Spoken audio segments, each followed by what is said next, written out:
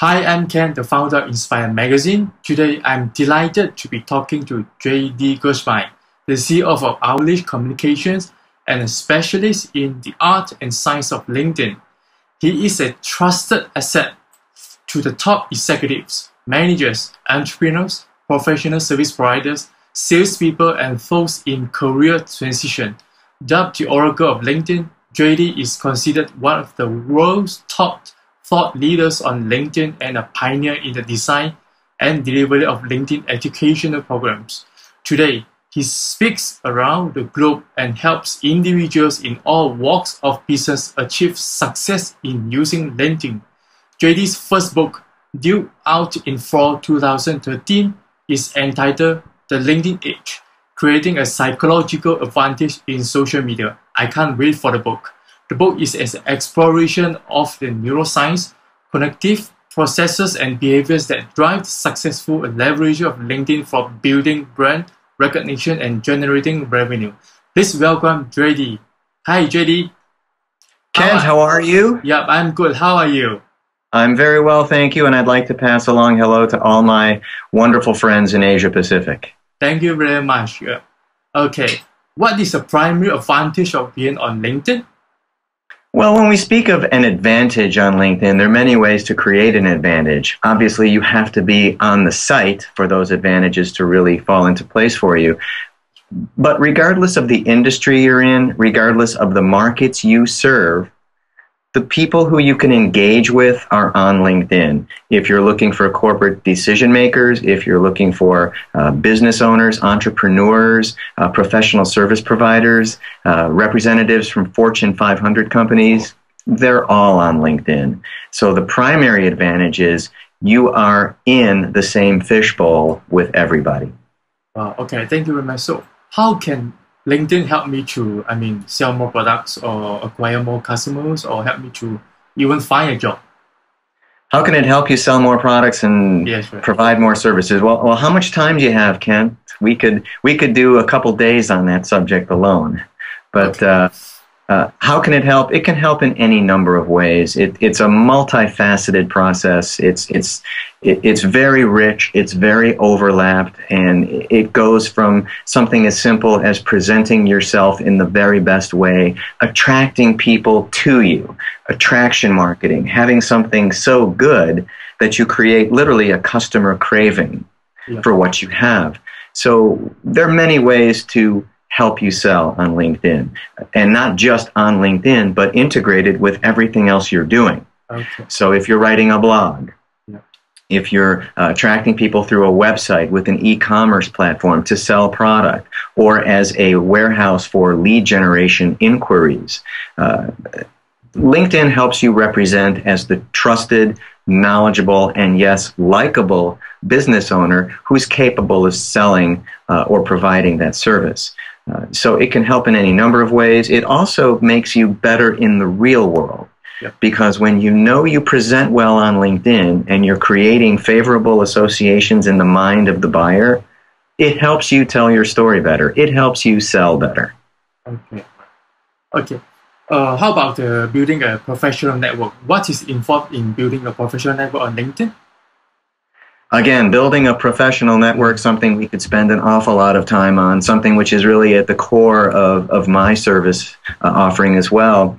Professional network is only going to be as strong as the people you bring into it, which means that you should attack the site with a well-defined set of engagement rules. Who are the people you're most wanting to connect to? How are you going to reach them? In fact, how are you going to approach them when you do reach them? The beauty of LinkedIn that it does put you into proximity, nearness with people that you'd like to connect with. So we're always looking to find people who know us, who like us, who get us, who understand what we're trying to do, and who can be supportive, mentoring, and provide quality introductions to people if they're not going to buy our products or engage us in our services. So there's a lot that goes into building a professional network, but on the overall, Kent, it's very mutually benefiting. In other words, you're not just building a network to sell to.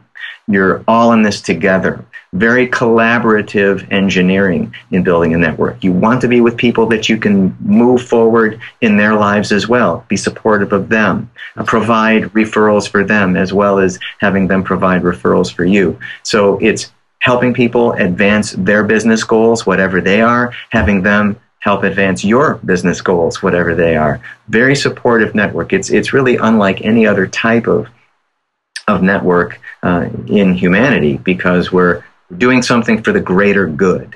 We're helping each other. And as JFK once said, President John Fitzgerald Kennedy, rising tide lifts all boats. Yeah. So it's important for all of us to feel a part of this virtual community. Okay, right. But how much time should we spend to, let's say, build a professional network or use LinkedIn effectively? Because I've heard people say spend 4 hours, 5 hours, 1 hour, 2 hours. So is there any standard to measure how should we spend? Well, out of all the questions I hear, and I hear a lot, that's probably the one that gets asked the most. How much time should one realistically spend on LinkedIn? And I'm not sure how you or others who are listening and viewing this would define realistic for them. LinkedIn is an input equals output proposition, which means that the more time you spend on LinkedIn, better scenarios, better outcomes are just more likely to happen. You're going to be spending more time branding yourself, building that social brand. You're going to spend more time reaching influencers or people that you can bring into your network that can be of mutual benefit to you, to both parties. And you're also going to get better, quite frankly, at doing the site. You're going to be able to recognize opportunities. You're going to develop positive habits that will really reinforce positive behaviors off of LinkedIn. So if you're busy, and who isn't busy these days? We're all busy. We have so much stuff coming at us these days. I mean, you know, whether you're gainfully employed working in an office, whether you're a business owner trying to develop a business, whether you're an attorney, an accountant, a consultant trying to acquire more clients, there's so much time spent prospecting, building name recognition. LinkedIn can help in all of these areas, and it just depends on how much time you can afford during the course of your busy day. If you're willing to give it an hour, it's hard to not make some good things happen at an hour a day. If you're only able to do 10 minutes a day, make it a very focused, concerted 10 minutes where you're really putting critical thinking and energy into what you're doing. But if you're only on LinkedIn a few minutes and it's not every day, or you really haven't attached value to what you're doing, it's very difficult to expect positive outcomes. Okay. So, long story short, the more time you're willing to spend, and I don't mean just time, like you're not going to please me if you spend an hour a day but nothing happens. Yes. We're talking about that hour where you're really studying the site. It's time spent in earnest. Yes. You're focused, and you're really making an effort to reach out. That's where it's going to reap the most positive benefits. Okay. And so what things can I do right now that will jumpstart me on LinkedIn? Well, I'm a big believer in the LinkedIn profile as the ultimate lead generator for business today. Mm-hmm. We are an internet society, which means that if you're out there passing out business cards, taking meetings with people, they're going to the internet to find out more about you. And where do you suppose they're going to find out about you? In business. Yes. They're going to LinkedIn. Yeah. You're going to come up prominent in a name search on Google. It's going to direct you right to the LinkedIn profile. I think the first thing you can do is set up your LinkedIn profile so that people can learn about you. And I don't mean just splash up some content to decorate your site. I mean, really put some thought and effort into constructing a LinkedIn profile that sells you. And this is what I'm in the business of doing. I package my clients for success on LinkedIn because of how they are going to be perceived by those who are coming to their page. And that's the goal, to create favorable perceptions in the minds of those who will engage you, whether it's to connect with you or whether it's to engage in a business dialogue that will ultimately lead to a transaction.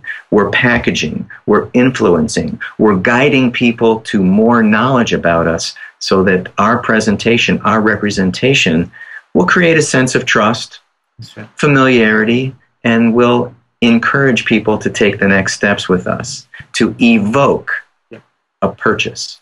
Yeah. So I can't wait to ask this. This is your forte. This is your strength. So your scientific background makes you unique as a thought leader and really differentiates you in the social business arena, which can differentiate you from other LinkedIn experts. I'm fascinated with how you discovered this niche. How did you become interested in neuroscience? I'm very interested. And how do you use neuroscience principles in your LinkedIn consulting practice? Well, Kent, I tell people all the time nowadays That's right. that I became a LinkedIn consultant the moment I created my LinkedIn account. Okay. I never stopped talking about it. I found it fascinating from the start. The way that I'm engineered, the way that I'm hardwired, this appealed to me right away. Mm-hmm. And I've been a lifelong student of human interaction and communication. Yes. I've done extensive radio, television, and media work.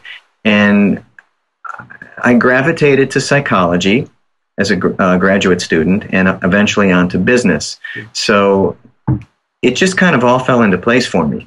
From the appeal as a communication platform and the idea that I just enjoyed being online and communicating with people, it dovetailed into a business venture because I was at the right place at the right time, and I was on LinkedIn like everybody else to explore it and to try to get business for my marketing communications practice.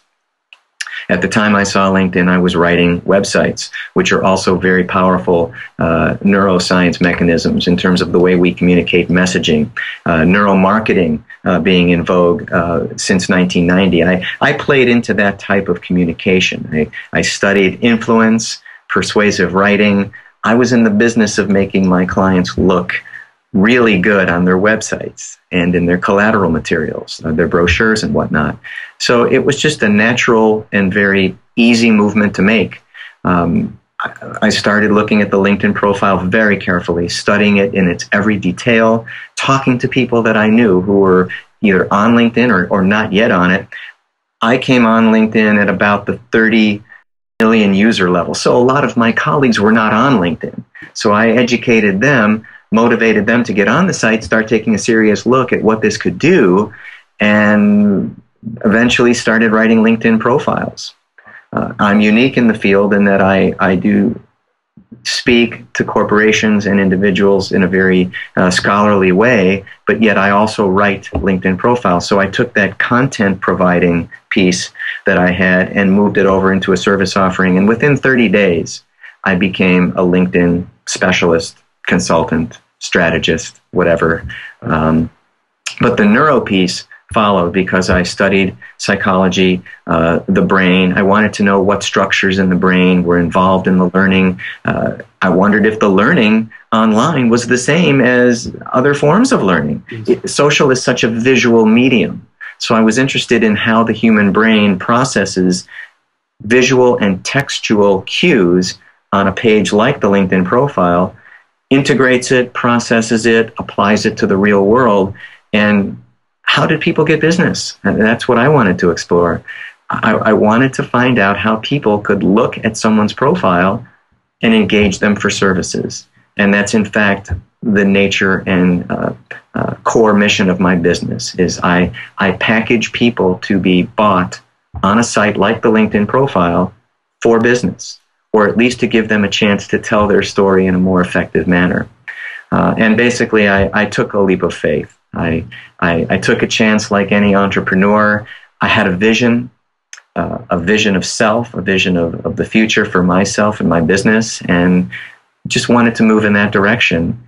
And fortunately, the planets aligned just right, and LinkedIn became immensely popular, and I feel that I'm in a very good place right now. Does your latest book talk about, neuroscience in detail? My neuroscience in detail? Yeah, that's your latest book.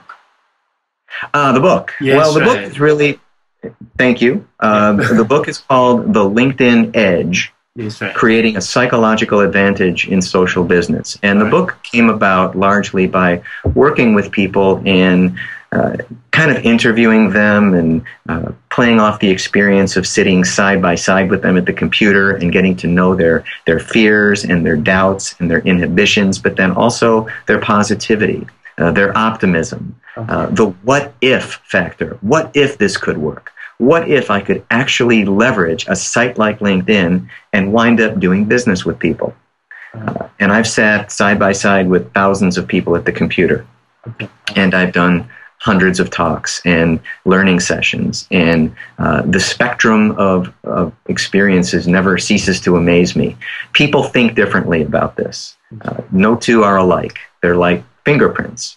What works for me might not work for you, Kent, and what works for one of the viewers here might not work for another. So my approach, the neuroscience approach, was tailored to meet the thinking person's objectives. How we all try to put our own thoughts, our own spin on something like LinkedIn or social networking. And the promise of doing social business is it's there for everyone. And I try to help people develop an action plan for using LinkedIn that is very, very much tied in with thinking and observation and behavior in the real world. We cannot do business on LinkedIn unless we think our way through experiences and what we see online. Learn how to recognize opportunities. This all plays into what I do. And I was fascinated by how the human brain interprets these signals, how we convert the data into usable business information, and that's where the neuroscience piece really flourishes, is helping my clients make sense of what they see on a computer screen and applying it into their real-world exchanges with people. Wow, as I said, I can't wait for the book. Please send me a notification. I can't either. I wish it was written already. That's right. Okay. You are an S2, a long-term student of human interaction and communication. From a behavioral point of view, what are the most important aspects of leveraging LinkedIn successfully? Well, I think we've hinted at leveraging LinkedIn successfully.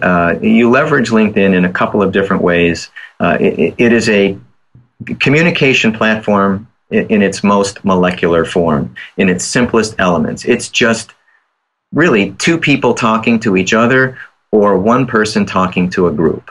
So it's unique, Kent, in that it's both a broadcast communication platform and a two-way communication platform with both modes of communication happening simultaneously.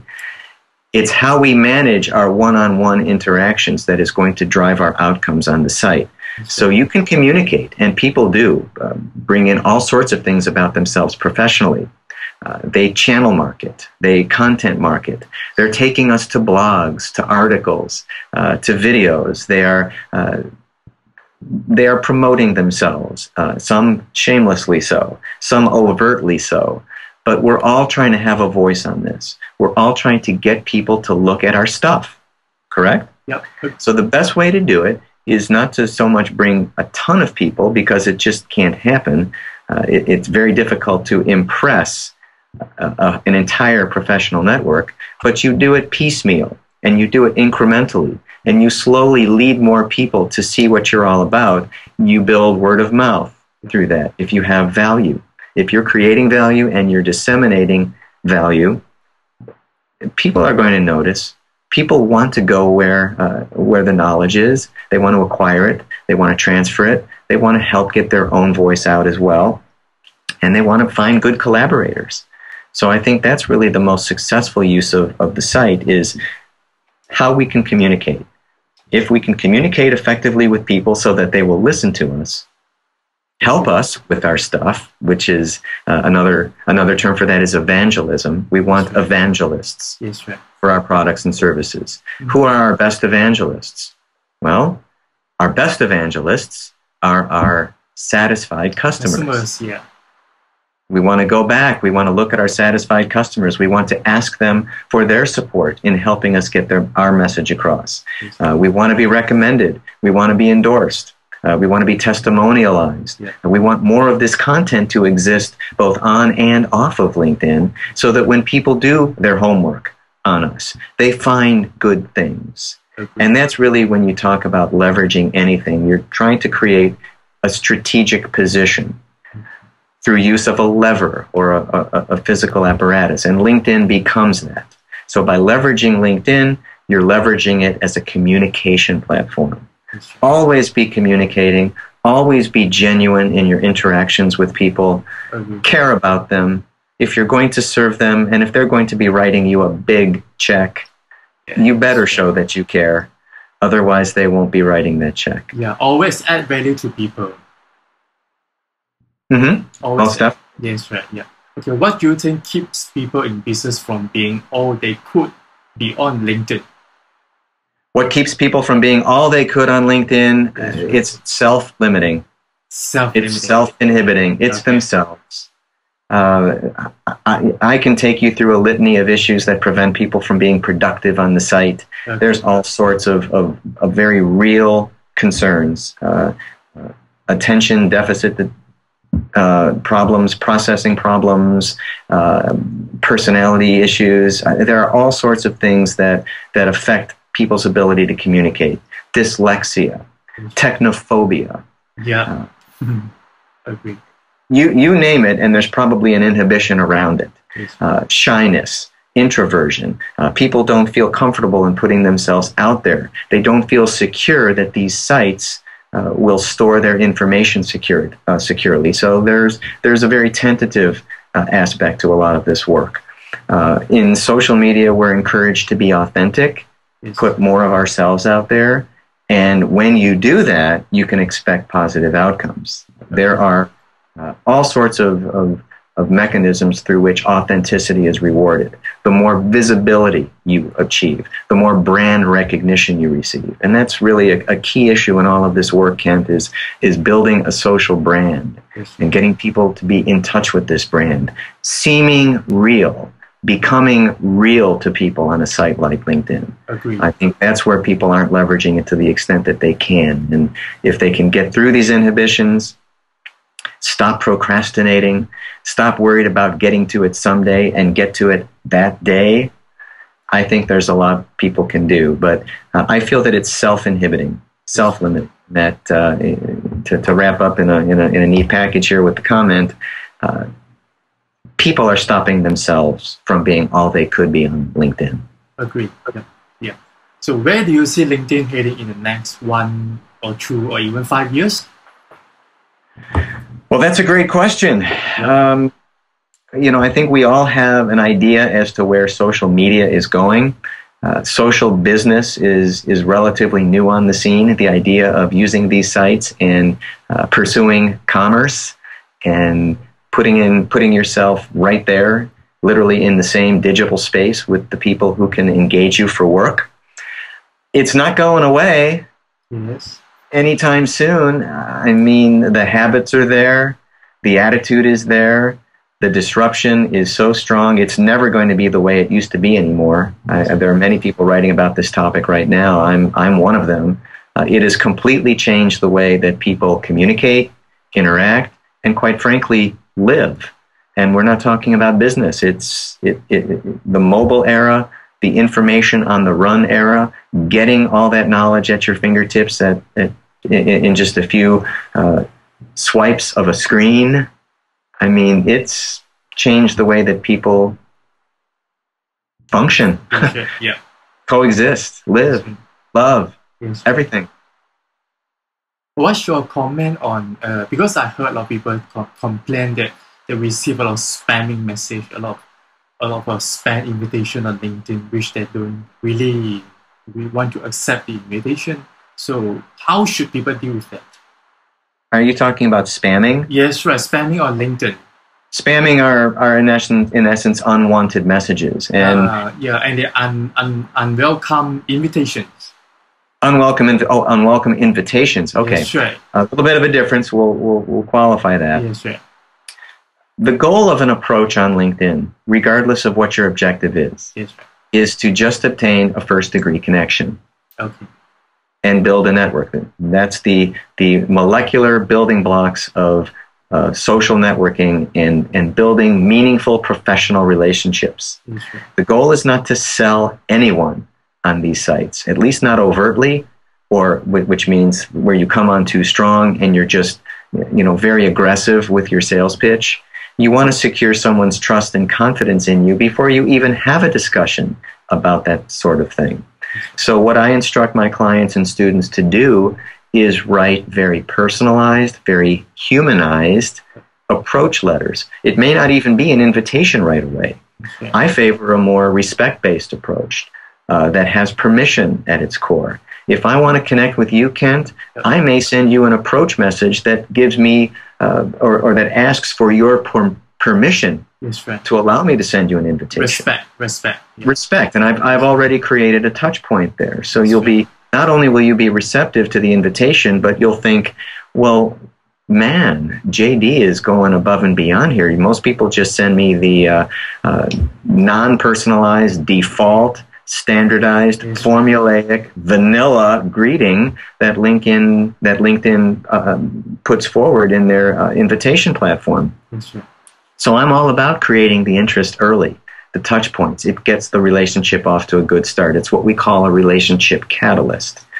If you personalize the invitation, you're catalyzing. You're adding instant energy to the interaction right off the bat, and you disarm the person on the other side. You build a network methodically with people who are receptive to your greetings, and eventually they may be receptive to what you have to offer them in the form of a sales note or sales letter.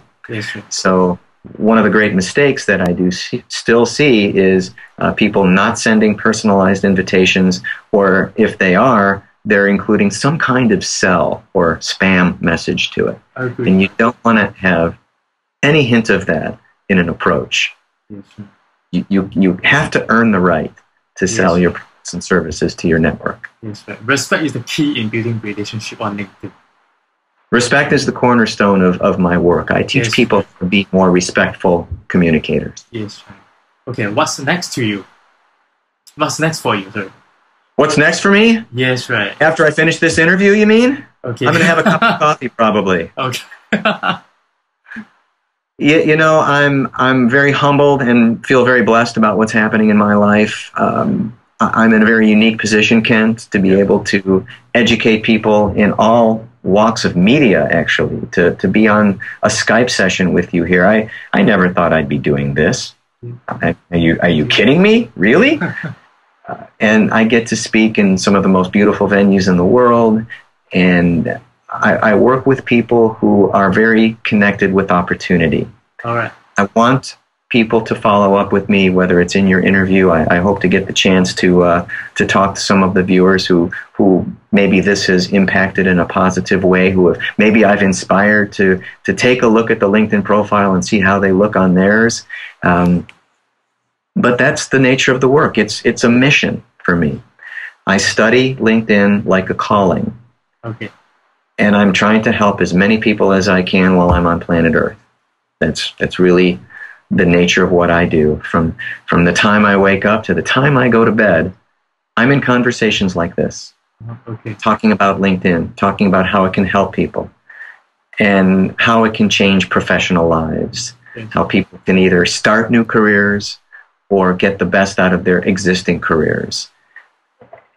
And that's the work I do. So what's next? More of the same. Okay. Getting better at it, getting easier at it, getting more scalability, trying to find more people that I can help and move forward in their lives. Okay.